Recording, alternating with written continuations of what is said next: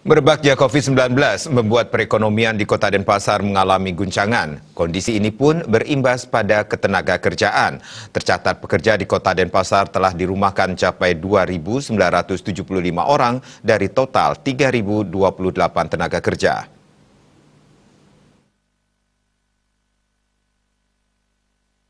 Kepala Dinas Tenaga Kerja dan Sertifikasi Kompetensi Kota Denpasar, IGA Rai Anom Suradi membenarkan laporan adanya perusahaan yang merumahkan karyawan di Denpasar.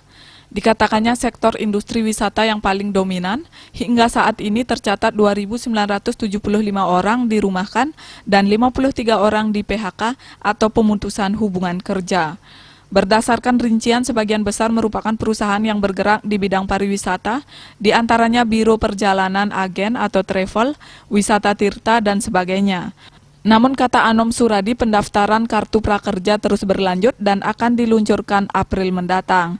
Ia juga mengimbau masing-masing perusahaan yang merumahkan karyawan agar tetap memberikan gaji, namun tidak penuh. Data tersebut dilaporkan by name by address ke Disnaker Provinsi untuk selanjutnya diteruskan ke Kementerian Tenaga Kerja.